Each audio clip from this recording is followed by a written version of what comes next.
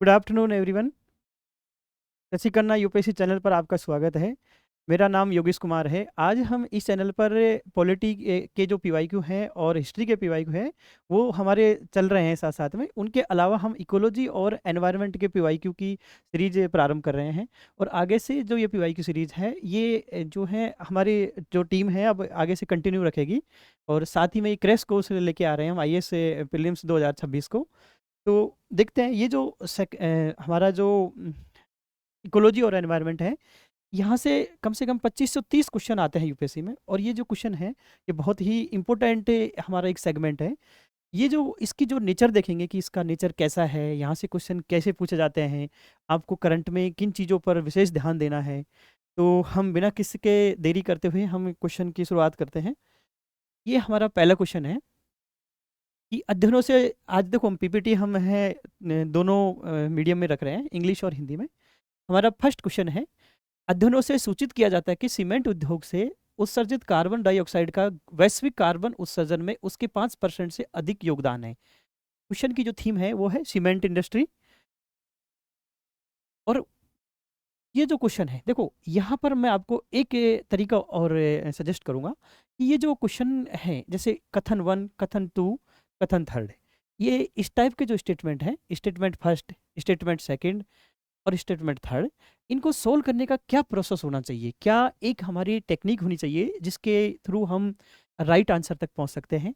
जैसे देखो ये जो क्वेश्चन है, आपको एक तो ये देखना है कि इसमें जब आपको इस टाइप के ऑप्शन मिल जाए, जो है कथन सेकंड और कथन फर्स्ट दोनों सही हैं, दोनों की व्याख्या कर रहा है, तो हमको यहाँ पर ये जो फर्स्ट कथन है ये वाला, ये हमको ये जो कथन है ये तो कथन सही होगा, तभी तो इसकी व्याख्या के जो सेकंड और थर्ड है ये इसकी व्याख्या कैसे करेंगे ये हमको जानना है। तो हम ये मान के चलेंगे कि जैसे मान लो ये स्टेटमेंट है, यहाँ के जो ऑप्शन है वो इस टाइप से है कि इस कथन की व्याख्या पूछेंगे कि ये जो कथन है ये सही है, इसकी क्या व्याख्या ये दोनों स्टेटमेंट सेकंड और थर्ड कर रहे हैं।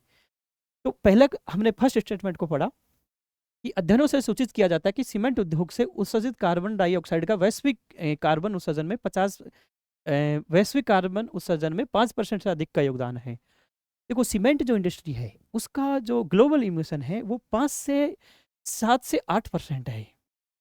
तो ये क्वेश्चन तो बोल रहा है कि 5 से अधिक का योगदान है, तो देखो 5 से अधिक का योगदान है तो लाइन तो ठीक है। और वैसे भी हम इस टाइप के जो क्वेश्चन होते हैं उसमें ये जो फर्स्ट कथन है ये तो सही में है और सही माना ही जाएगा। लेकिन अब ये देखते हैं कि क्या इन दोनों की व्याख्या ये क्वेश्चन ये स्टेटमेंट कर रहे हैं नहीं कर रहे हैं, और कैसे कर रहे हैं ये चेक करना है आपको। जैसे ही बोला है कि सीमेंट का निर्माण करते समय चूना पत्थर में सिलिका युक्त मृतिका, मृतिका मतलब मिट्टी मिलाई जाती है। हाँ, ये देखो, silica bearing clay is mixed with limestone वाहिट वाहिल मैन्युफैक्चरिंग सीमेंट। सीमेंट निर्माण हेतु क्लंकर उत्पादन के दौरान चूना पत्थर चूना में बदल जाता है। मैं आपको एक कॉन्सेप्ट बता रहा हूँ और आपको उस कॉन्सेप्ट को ध्यान से देखना है। जैसे देखते हैं कि ये जो क्वेश्चन है यहाँ पर तो सीमेंट उत्पादन का जो प्रोसेस है वो पूछा है। तो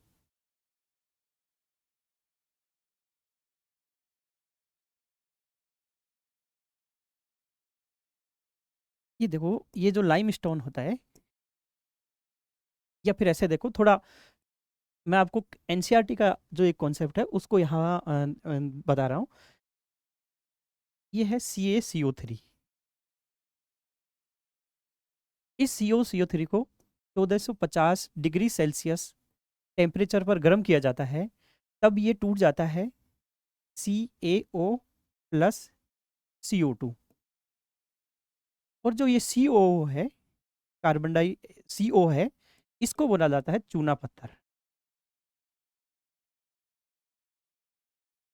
ये तो CO2 है, ये कार्बन डाइऑक्साइड।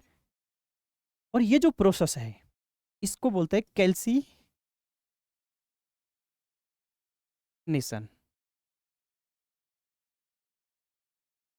कि जब CaCO3 जो लाइमस्टोन होता है इसको 1450 डिग्री सेल्सियस टेम्परेचर भट्टी में गर्म किया जाता है, उस गर्म करने के दौरान यहाँ पर आपको CO और CO2 ये दो प्रोडक्ट मिलेंगे। और ये CO है, ये देखो चूना पत्थर, इस CO चूना पत्थर के अंतर्गत आपको सिलिका जो मिट्टी है सिलिका, क्ले और सेल, ये भी कुछ पदार्थ होते हैं। इनको यदि हम मिलाते हैं तब बनता है सीमेंट। देखो थोड़ा ध्यान देने की आवश्यकता है कि CaCO3 को इस टेम्परेचर पर गर्म किया जाता है, भट्टी में रोलिंग किया जाता है टेम्परेचर पर, तब ये जो दो प्रोडक्ट बनते हैं, इस प्रोडक्ट के अंतर्गत हमको सिलिका और ये क्ले और जो सेल, ये छोटे छोटे पदार्थ होते हैं, ये मिलाते मिलाते हैं, तब यहाँ पर सीमेंट का फॉर्मेशन होता है। तो एक तो ये क्वेश्चन है हमारे सामने कि ये जो है CO और CO2, ये जो पदार्थ में, इनको बोलते हैं क्लिंकर। जब क्वेश्चन में, आपके क्वेश्चन में भी है, आप देखना क्लिंकर ये क्या होता है, तो ये क्लिंकर बोलते हैं इनको, क्लिंकर प्रोडक्ट। ठीक है, तो अब आपने ये समझ लिया, तो अब देखते, इसको समझने के बाद क्वेश्चन देखते हैं हम। क्वेश्चन है कि सीमेंट का निर्माण करते समय चूना पत्थर में सिलिका युक्त मिट्टी मृतिका मिलाई जाती है। हम फिर से देखते हैं कि सीमेंट, हाँ ये तो ठीक है, यहाँ पर सीमेंट का जब फॉर्मेशन हुआ है तब हमने सिलिका युक्त मिट्टी और क्ले और ये सब प्रोडक्ट मिलाए थे, तो ये तो ठीक है, लाइन तो ठीक है। सीमेंट निर्माण हेतु क्लिंकर उत्पादन के दौरान चूना पत्थर चूना में बदल जाता है, ये भी लाइन ठीक है। कि सीमेंट जो चूना पत्थर है, ये जो चूना पत्थर है, ये किस में बदल जाता है? सीमेंट निर्माण हेतु क्लिंकर उत्पादन के दौरान चूना पत्थर चूना में बदल जाता है। तो देखो, ये जो अभी हमने समझाया था कि ये जो चूना पत्थर है, इसको हम CO और सिलिका क्ले में मिलाते हैं तो सीमेंट का निर्माण होता है, तो ये जो चूना पत्थर है चूना में बदल जाता है, ये लाइन भी ठीक है। लेकिन सवाल तो ये बोल रहा है कि क्या ये जो CO2 का इमिशन होता है, क्या इसकी व्याख्या ये दोनों स्टेटमेंट कर रहे हैं? देखो ये सेकंड वाला स्टेटमेंट जब हमने सिलिका मिलाई थी, तब तो CO2 का इमिशन हो ही नहीं रहा था, CO2 का उत्सर्जन इसमें हो ही नहीं रहा, तो ये कथन तो इसकी व्याख्या कर ही नहीं रहा। वैसे लाइन ठीक है ये, लेकिन ये व्याख्या नहीं कर रही इसकी, और ये इसकी व्याख्या कर रहा है। जैसे देखो,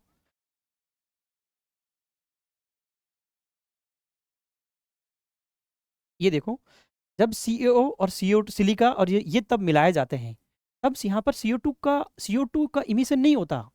CO2 का इमिशन तो इस प्रोसेस में होता है। तो आपको ये जो प्रोसेस है, ये ध्यान रखना है, और आगे से ये भी पूछ सकता है कि कैल्सिनेशन जो प्रोसेस है वो किससे संबंधित है, तो सीमेंट से संबंधित है। तो हमारा जो आंसर है वो, अब देखते हैं, कथन फर्स्ट और थर्ड दोनों सही हैं, और वो दोनों कथन फर्स्ट की व्याख्या कर रहे हैं, व्याख्या नहीं कर रहे फर्स्ट की। कथन जो स्टेटमेंट फर्स्ट है उसकी व्याख्या स्टेटमेंट थर्ड ही कर रहा है, इसलिए ये ऑप्शन गलत हो गया। और कथन जो सेकंड है और थर्ड दोनों सही है, किंतु केवल फर्स्ट इसकी व्याख्या कर रहा है। दोनों सही है किंतु केवल एक कथन इसकी व्याख्या कर रहा है, तो इसमें से एक कथन है, वो कौन सा कथन जो व्याख्या कर रहा है? वो व्याख्या कर रहा है ये वाला। फिर से रिकॉल करना है कि ये जो प्रोसेस था सीमेंट का, ये सेकंड स्टेप था, और यहाँ पर तो हम सिलिका मिला ही रहे हैं, तो उसमें से CO2 का उत्सर्जन, CO2 का उत्सर्जन नहीं होता। जब उत्सर्जन ही नहीं होगा इस स्टेप में, ये सेकंड स्टेप में, तो फिर वो 5% से अधिक का योगदान कैसे दे सकता है? ये समझने की बात थी यहाँ पर। ठीक है, तो इसका आंसर क्या हुआ? इसका आंसर हुआ बी। एक बार और पॉज करके देखना वीडियो को। नेक्स्ट क्वेश्चन, ये देखो, ये जो, और वो जो फर्स्ट क्वेश्चन था सीमेंट वाला, वो चर्चा में क्यों था?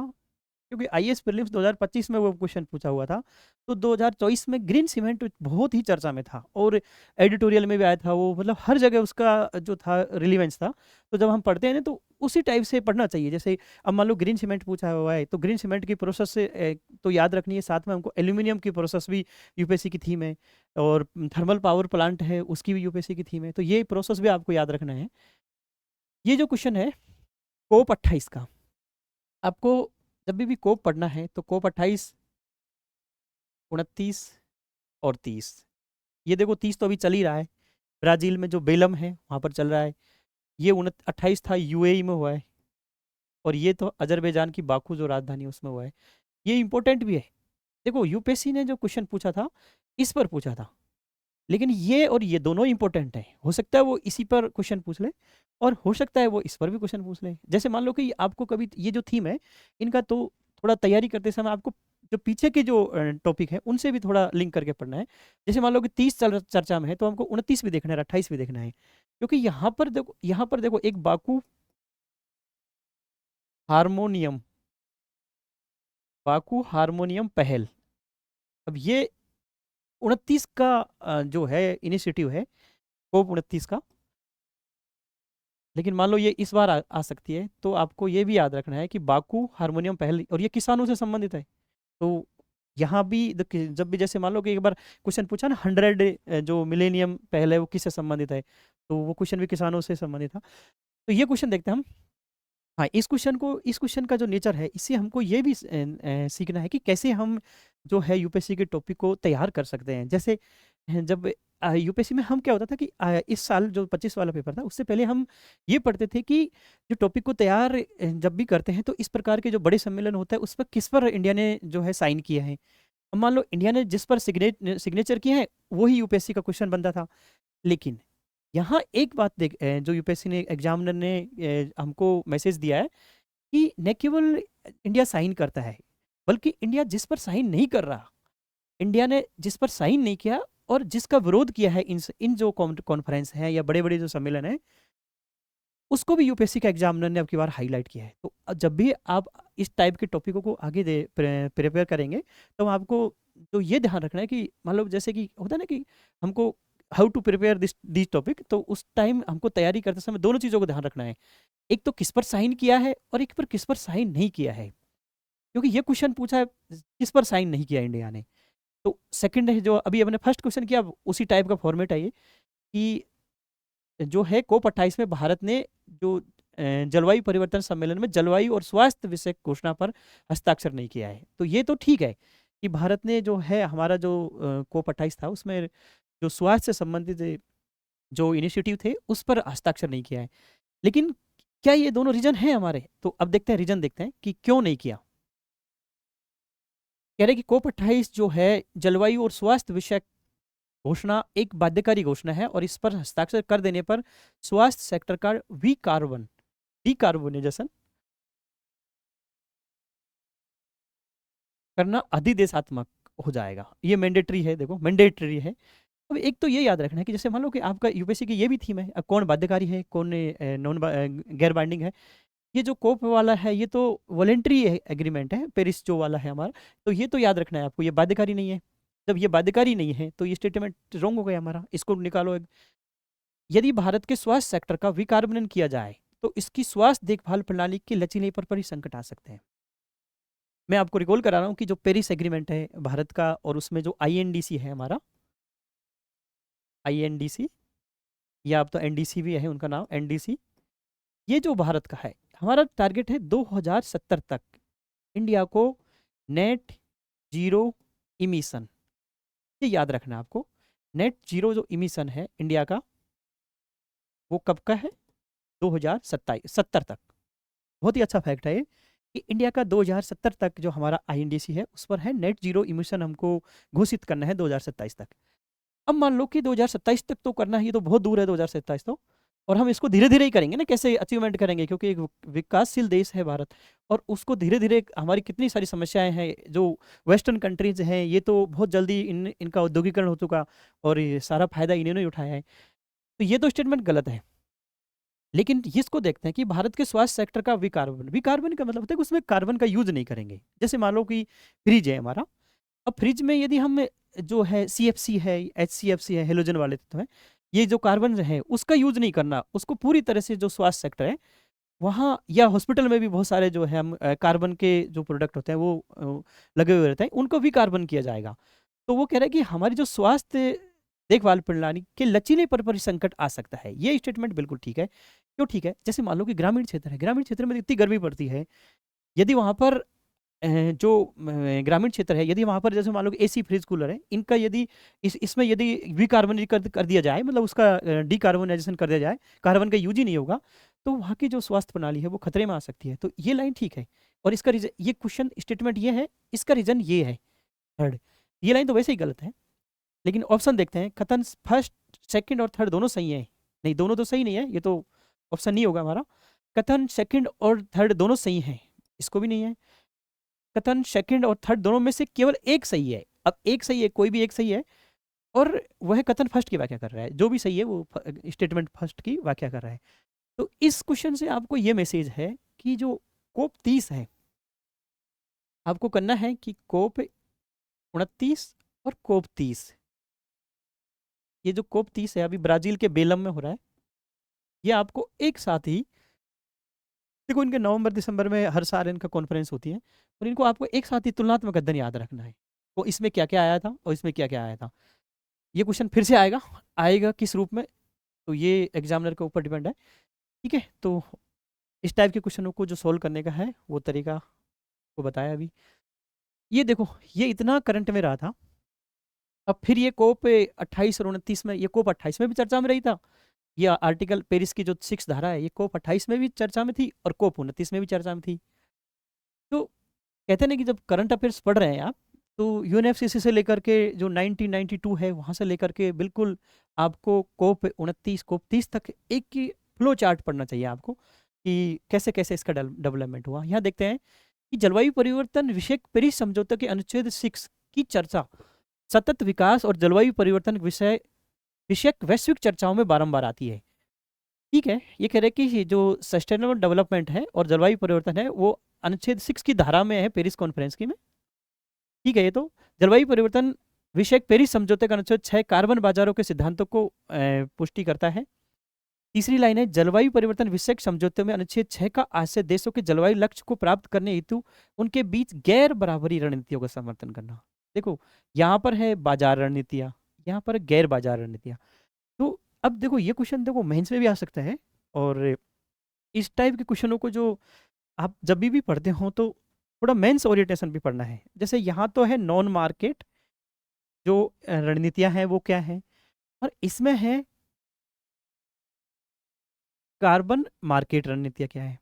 तो मैं आपको यहाँ एक कॉन्सेप्ट बता रहा हूँ और उसको देखना है कि ये जो धारा 6 है पेरिस एग्रीमेंट, ये तो आपको पता ही होगा कि 2015 में जो पेरिस एग्रीमेंट हुआ था, तो आपको पेरिस एग्रीमेंट 6 की जो धारा है उसको उसको यहाँ पर मैं आपको थोड़ा सा विस्तार दे रहा हूँ क्योंकि ये चर्चा में थी और ये फिर से भी चर्चा में है। यहाँ देखो, एक बोल रहा है कि वो कार्बन मार्केट है,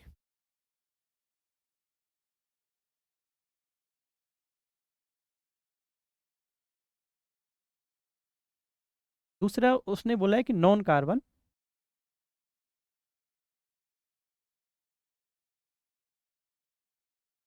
नॉन मार्केट स्ट्रेटजी, या नॉन कार्बन मार्केट बोल दे, कोई दिक्कत नहीं है, नॉन मार्केट।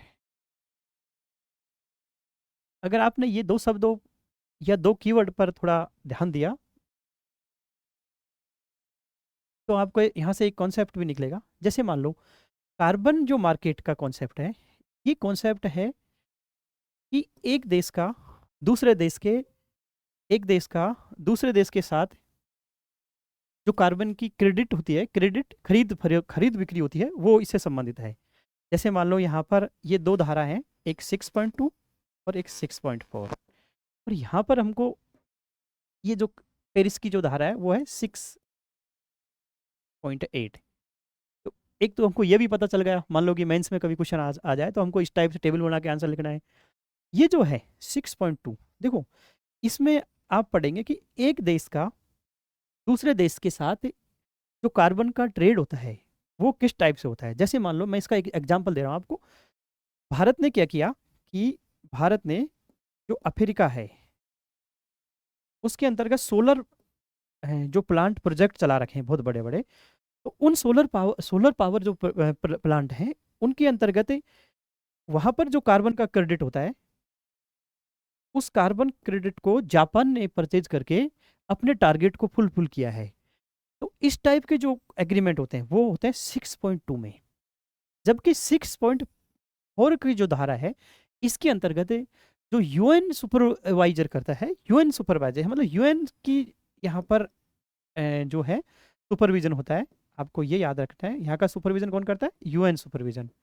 जैसे एग्जाम्पल के लिए सीडीएम, क्लीन डेवलपमेंट मैकेनिज्म का जो व्यवसाय बाजार होता है वो है इससे संबंधित।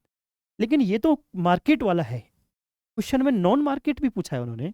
नॉन मार्केट का मतलब यहाँ पर क्या होता है, जैसे इसमें तो क्या होता है कार्बन की जो है क्रेडिट होती है उनको हम खरीदेंगे और हमारे टारगेट पूरे करेंगे। यहाँ कार्बन कार्बन का कोई व्यापार नहीं होगा, कार्बन का व्यापार नहीं होगा यहाँ पर, कोई मार्केट मार्केट का मतलब नहीं है, यहाँ पर कोई मार्केट से संबंधित एक्टिविटी है वो भी नहीं होंगी, फिर होगा क्या यहाँ पर, ये नहीं होंगे दोनों, यहाँ पर क्या होगा देखो, टेक्नोलॉजी, ये जो हाँ टेक्नोलॉजी है उसका हस्तांतरण होगा, जो नॉलेज है स्किल है उसका ट्रांसफर होगा, कैपेसिटी बिल्डिंग है, जो एग्रीकल्चर की जो टेक्नोलॉजी है, रिडक्शन और एडप्टेशन जो टेक्नोलॉजी है, हिंदी में जो है उनको बोलते हैं अनुकूलन, जो तकनीकें हैं अनुकूलन प्रौद्योगिकी, जो है देखो अनुकूलन तकनीक, एक होता है ना कि एडेप्टेशन और रिडक्शन, इन दोनों में क्या डिफरेंस होता है, तो ये इस टाइप की जो नॉन मार्केट की जो गतिविधियां हैं वो होती हैं 6.8 धारा के अंतर्गत।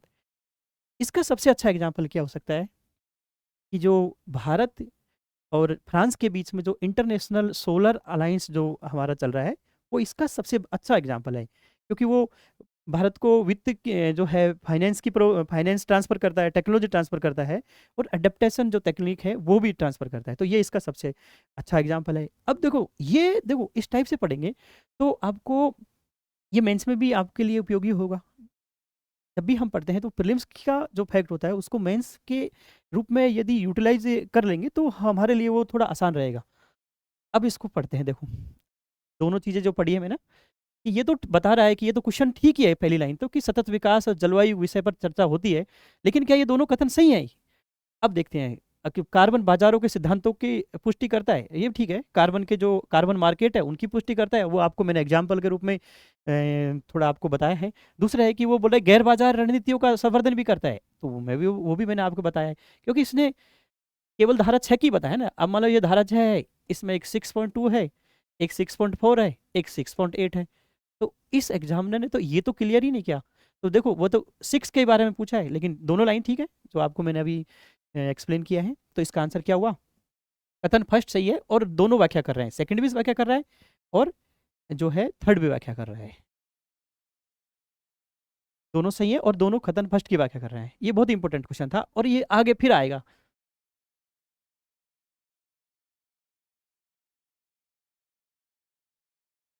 डायरेक्ट एयर कैप्चर जो उभरती प्रौद्योगिकी है के संदर्भ में निम्नलिखित कथनों में कौन सा कथन सही है? इसी कार्बन प्रच्छादन, अब देखो हिंदी में थोड़ा सा इंग्लिश मीडियम का यूज करना है, ये जो है सिक्वेस्ट्रेशन आपको याद रखना है हिंदी में, तो कार्बन सिक्वेस्ट्रेशन की एक विधि के रूप में प्रयोग ला सकते हैं। यह प्लास्टिक उत्पादन हेतु खाद्य प्रसंस्करण में उपयोगी हो सकते हैं, मतलब ये टेक्नोलॉजी का यूज पता है। और विमानन में यह संश्लिष्ट न्यून कार्बन ईंधन हेतु हाइड्रोजन से मिलाने के लिए कार्बन का स्रोत हो सकता है। ये जो टेक्नोलॉजी है ये भी 2-3 साल से चर्चा में है। इसको कैसे समझते हैं, देखो जैसे पहली तो ये बात है कि ये है क्या, डायरेक्ट एयर कैप्चर टेक्नोलॉजी। उससे पहले आपको इसको समझना है क्योंकि ये इसी का ही पार्ट है, डायरेक्ट एयर कार्बन सिक्वेस्ट्रेशन क्या है। जैसे वायुमंडल में जो CO2 है, एयर में जो CO2 है, उसको यदि हम जैसे मैं आपको एग्जांपल देके बताता हूँ, यहाँ पर आपको ये बता रहा हूँ कि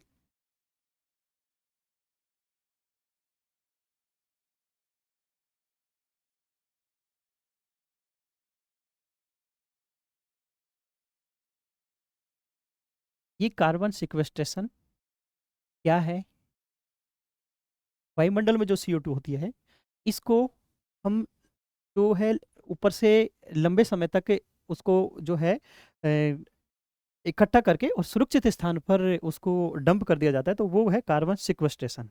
अब इसमें इसकी टाइप देखो कितनी अच्छा, इसके टाइप से आपको ये क्वेश्चन का आंसर भी निकल जाएगा। इसमें होगा क्या, CO2 है, उसको मतलब सिक्वेस्ट्रेशन करके और उसको लंबे समय तक कहीं डंप किया जाएगा। तो एक होता है बायोलॉजिकल, ये आगे की थीम है इसलिए मैं आपको बता रहा हूँ, बायोलॉजिकल सिक्वेस्ट्रेशन। दूसरा है जियोलॉजिकल, जियोलॉजिकल सिक्वेस्ट्रेशन, ठीक है। तीसरा है टेक्नोलॉजिकल सिक्वेस्ट्रेशन, और चौथा है ओशियन सिक्वेस्ट्रेशन। देखो ओशियन कार ए ओशियन फर्टिलाइजेशन एक यहाँ से बहुत ही इंपॉर्टेंट क्वेश्चन बनेगा कभी, कि ओशियन फर्टिलाइजेशन क्या है। जैसे एक बार हम देखते हैं, यहाँ देखो बायोलॉजिकल सिक्वेस्ट्रेशन का एग्जांपल, जैसे देखो वेटलैंड है, सारे मैंग्रोव आ जाएंगे इसमें, ठीक है, फॉरेस्ट आ जाएंगे। जियोलॉजिकल, जियोलॉजिकल क्या है, जैसे मान लो कोई रॉक है वहाँ से, या कोई रॉक फॉर्मेशन है, कोई रॉक है, चट्टान है, उससे हमने जो है इम्पोर्टेंट जो खनिज है उनको निकाल करके, वो रॉक है वो अंदर से खाली है तो उसके अंदर CO2 को डंप कर दिया जाता है। टेक्नोलॉजिकल, इसके अंतर्गत ये जो क्वेश्चन की डिमांड है ये है हमारा, ये दो प्रकार का होता है, एक है CCS और एक होता है DCCS। तो ये CCS है, कार्बन कैप्चर स्टोरेज। इसके अंतर्गत जब हम जो जैसे सीमेंट है या थर्मो पावर बड़े बड़े प्लांट होते हैं, यहाँ से CO2 को स्टोरेज किया जाता है, जबकि इसके अंतर्गत जो एयर से किया जाता है, एयर वाला, वो इसके अंतर्गत है। ये क्वेश्चन की डिमांड है, तो ये कह रहा है कि कार्बन सिक्वेस्ट्रेशन का ही एक पार्ट है ये लाइन तो ठीक है। अब देखते हैं हम इस क्वेश्चन को कि ये देखो, डायरेक्ट एयर कैप्चर के जो टेक्नोलॉजी है इसे कार्बन सिक्वेस्ट्रेशन की एक विधि के रूप में प्रयोग किया जाता है। तो ये लाइन बिल्कुल ठीक है, अभी हमने चेक किया इसको। ये प्लास्टिक उत्पादन हेतु खाद्य प्रसंस्करण में बहुमूल्य उपयोगी हो सकता है। देखो यार, मान लो कि एयर है, ये एयर है, इसके अंतर्गत से जो CO2 है, इसको हमने, इस CO2 को हमने कलेक्ट किया और किसी विशेष स्थान पर डंप कर रखा है, लेकिन इसका उपयोग क्या हो सकता है, इसका उपयोग, ये जो CO2 है इसका उपयोग जो है प्लास्टिक उत्पादन में भी उपयोग हो सकता है, फूड प्रोसेसिंग, जैसे फूड प्रोसेसिंग है उसमें भी इसका उपयोग हो सकता है। ये टेक्नोलॉजी का जो CO2 आती है इसका उपयोग पूछ रहा है वो। जैसे पॉलीमर बनाते हैं, प्लास्टिक उत्पादन है पॉलीमर, या बहुलक बनाते हैं तो उसमें इसका CO2 का उपयोग होता है। फूड प्रोसेसिंग में तो आपको पता है कि लंबे समय तक उसको फूड को बनाए रखने के लिए CO2 का उपयोग होता है। विमानन में, अब ये जो CO2 है, देखो ये CO2, इसमें यदि हाइड्रोजन मिला देंगे, ये याद रखना आपको, इसमें यदि हाइड्रोजन मिला देंगे तो इससे एक फ्यूल बन रहा है, उसका नाम है ई फ्यूल। और यही ये क्वेश्चन है, अभिमानन में यह है संश्लिष्ट, इसको ई फ्यूल भी बोला जाता है, सिंथेटिक फ्यूल भी बोला जाता है, इंग्लिश में इसको सिंथेटिक, सिंथेटिक न्यून कार्बन जनन हेतु हाइड्रोजन मिलाने के लिए कार्बन का स्रोत हो सकता है। कितनी अच्छी लाइन है, बहुत ही इंपॉर्टेंट क्वेश्चन था ये, और अच्छा क्वेश्चन था, कोई बहुत टफ क्वेश्चन नहीं था। तो इसके तीनों लाइन इजी है और आंसर क्या हुआ, तीनों सही है। तो आगे से याद रखना है आपको कि ये क्वेश्चन है, ये ऐसा नहीं है कि जो है 1 से 2 साल में चर्चा में है, जब भी हम पढ़ते थे इनको तो बेसिक के रूप में भी बुक्स में पढ़ते हैं।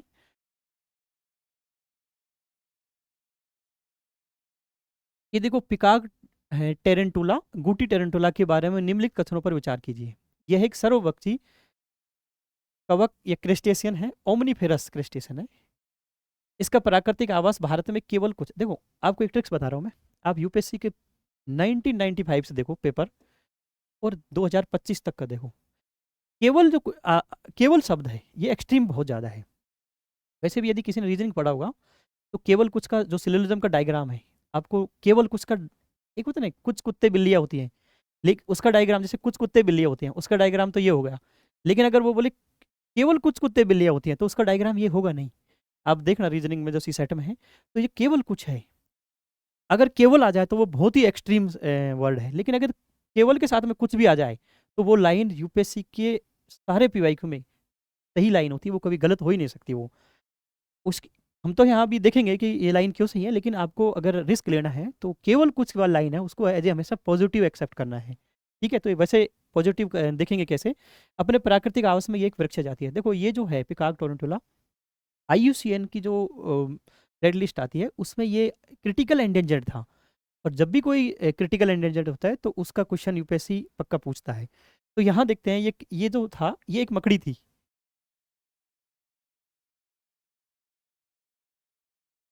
मकड़ी थी, और इसका आप जब एनसीईआरटी में देखेंगे तो वहाँ पर ये लाइन देखो, क्रेस्टेशियन, क्रेस्टेशियन में तो केकड़ा और बहुत सारे ऐसे आते हैं, क्रेस्टेशियन तो ये हो ही नहीं सकता। तो ये क्या, ये तो आर्किड वंश की थी, आर्किड,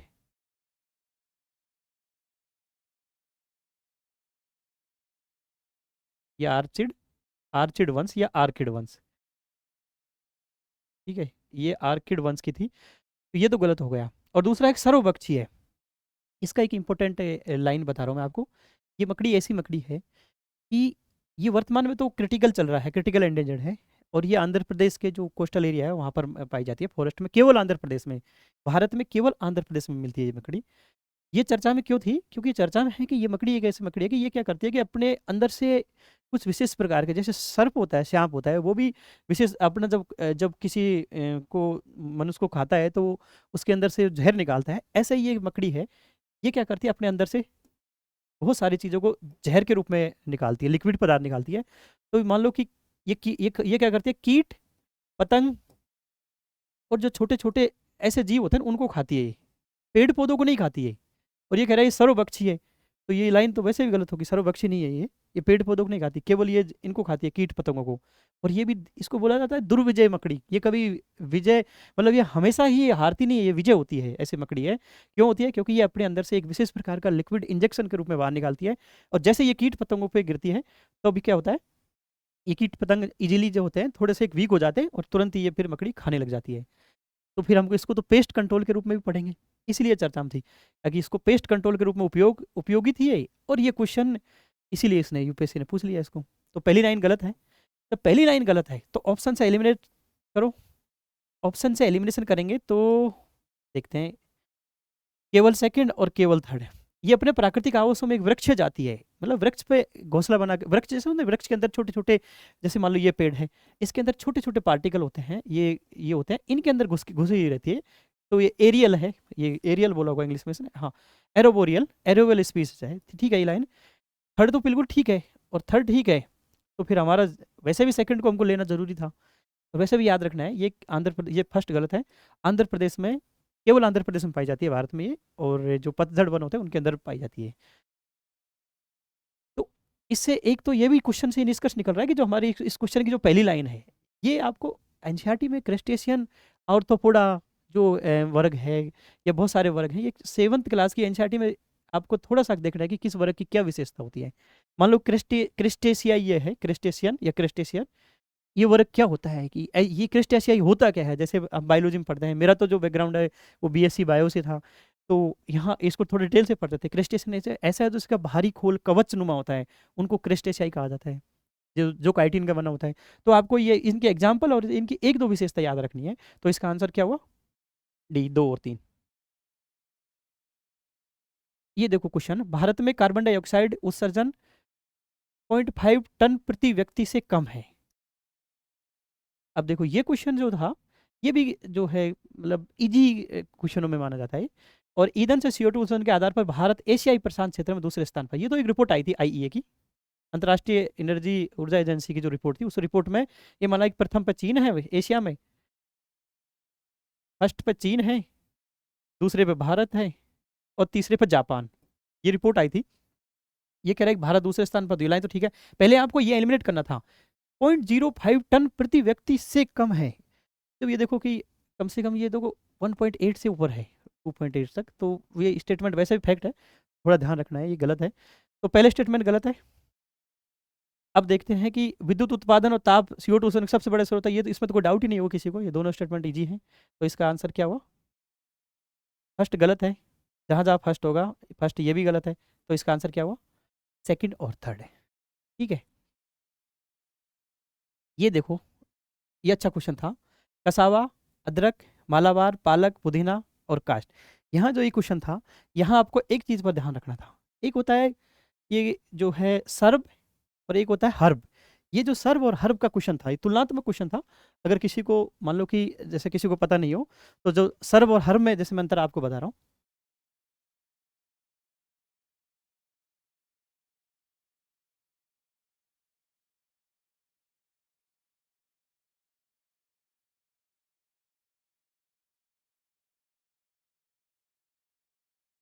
ये क्वेश्चन आपको एनसीईआरटी में मिलेगा।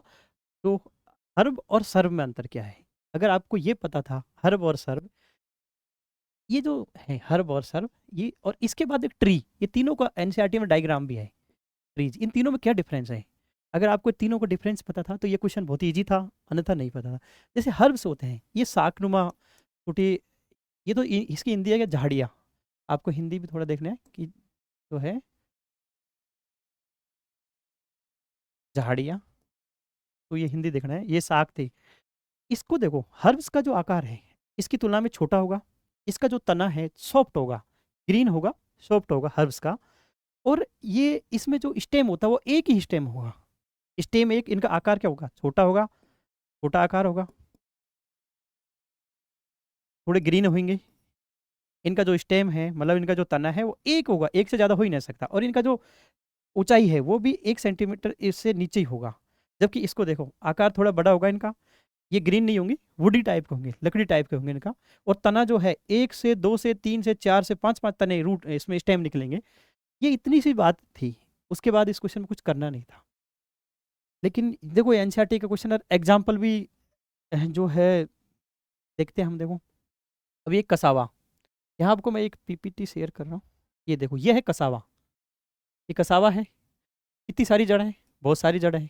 देखो कितनी सारी जड़ है। और कसावा ये शकरकंदी है, ठीक है, शकरकंदी। ये देखो इसको खाते हैं, स्टार्च युक्त वो है, इसमें बहुत ज़्यादा, इसको तो ब्रेड ऑफ बास्केट भी बोला जाता है, खाने का वो भोजन है। तो ये इसमें, ये तो झाड़ी है ना, वुडी है, मतलब ये आपको पता लग रहा है। ये अदरक है, ये देखो ये साग है, ये पालक है, ये भी साग है, ये क्या है, पुदीना, और ये है पपीता। अब आप क्वेश्चन को देखो, यहाँ पर आपको जो सर्व में जो वुडी टाइप का जो तना था उसमें केवल एक ही मिला, वो है कसावा। बाकी सारे एग्जाम्पल किधर हैं, हर्ब्स के पूछे हैं इसने। अब देखते हैं एग्जाम्पल। कसावा काष्ठीय झाड़ी, इंग्लिश में देखो सर्व का एग्जाम्पल है।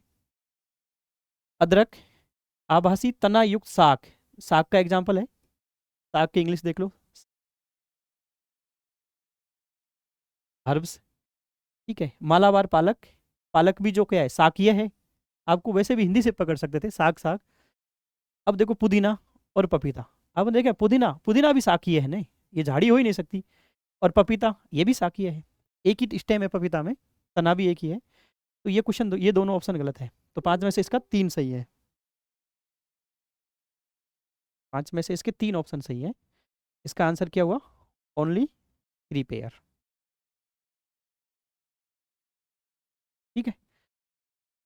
तो हमारा लास्ट क्वेश्चन है, ये लास्ट क्वेश्चन है हमारा। पृथ्वी ग्रह के बारे में 3 इंफॉर्मेशन मांगी है हमसे, पूछी है कि वर्षा वन जो होते हैं, रेन फॉरेस्ट है, महासागरों द्वारा उत्पादित ऑक्सीजन की तुलना में अधिक ऑक्सीजन उत्पादन करते हैं। अब देखो महासागर तो कितने बड़े हैं, और महासागरों में फोटोसिंथेसिस या फाइटोप्लैंक्टन बहुत ज़्यादा होते हैं। तो वर्षा वन तो बहुत 15 से 20% जो है ऑक्सीजन का उत्पादन करते हैं। ये तो कम से कम 50 से 80% का उत्पादन करते हैं। तो ये तो लाइन ही गलत हो गई पूरी, स्टेटमेंट ही रॉन्ग है। समुद्री पादप प्लवक और प्रकाश संश्लेषित जीवाणु विश्व में ऑक्सीजन का लगभग 50% उत्पादन करते हैं। अब बहुत सारे ने देखो फैक्ट समझ के इसको रॉन्ग कर दिया, जबकि ये सच बात है कि जो समुद्र में जो फाइटोप्लैंक्टन होते हैं और जो फोटोसिंथेसिस जो बैक्टीरिया होते हैं, वो 50 से 80% जो है ऑक्सीजन का उत्पादन करते हैं। तो ये स्टेटमेंट ठीक है। और वायुमंडल हवा में विद्यमान ऑक्सीजन की तुलना में सुचारू रूप से ऑक्सीजन पृष्ठ जल में अनेक गुना अधिक ऑक्सीजन होती है। देखो ये क्वेश्चन पूछ रहा है कि वायुमंडलीय हवा में विद्यमान ऑक्सीजन की तुलना में जो जल में ऑक्सीजन अधिक डिजोल्व ऑक्सीजन होती है। जैसे आप पानी है, पानी में देखो, यदि पानी में ऑक्सीजन जो है वो वायुमंडलीय हवा में विद्यमान ऑक्सीजन की तुलना में सुचारू रूप से ऑक्सीकृत पृष्ठ जल में अनेक गुना अधिक ऑक्सीजन होती है। नहीं, अधिक नहीं होती है, वो होती है कम ऑक्सीजन होती है। इंग्लिश में पढ़ते हैं इसको, well oxygenated surface water contain several folds higher oxygen than that atmospheric air. आपको पता है ना कि जो एयर का जो होता है वो वाटर डिजोल्व ऑक्सीजन होती है। अगर डिजोल्व ऑक्सीजन होती है वो वाटर में कम होती है ना, डिजोल्व ऑक्सीजन तो पानी में, वो हवा में ज़्यादा होती है। तो ये भी स्टेटमेंट गलत है, इसका सेकंड आंसर सही है, ठीक है। तो बाकी जो है ये हमारी पीवाईक्यू सीरीज खत्म हो गई। और जो है आगे से हम देखते हैं कि थोड़ा आप जिन क्वेश्चनों को, एक तो ये देखना है कि ये जो क्वेश्चन है इनको तरीका क्या है सोल्व करने का। दूसरा ये देखना है क्या ये क्वेश्चन, ये स्टेटमेंट दोबारा से यदि किसी एग्जाम में आ गए तो क्या हम इनको फिर से सही कर सकते हैं। जैसे मान लो ये स्टेटमेंट है, वर्षा वन महासागर द्वारा उत्पादित ऑक्सीजन की तुलना में अधिक ऑक्सीजन का उत्पादन करते हैं। तो जो रेन फॉरेस्ट होते हैं वो अधिक नहीं करते, महासागर करते हैं। और वो भी कितने परसेंट ज़्यादा, 50 से 60% ज़्यादा, 50 से 60 70% उत्पादन होता है महासागर के तो ऑक्सीजन का। तो यही स्टेटमेंट यदि रिवर्स होके आ जाए तो आपको ये एक एक लाइन पर ध्यान देना है। तो ये पीआईक्यू का जो हमारा तरीका है इस टाइप से है। और आप क्लास में आए इसके लिए धन्यवाद। नेक्स्ट क्लास बहुत जल्दी आपके लोगों की आने वाली है।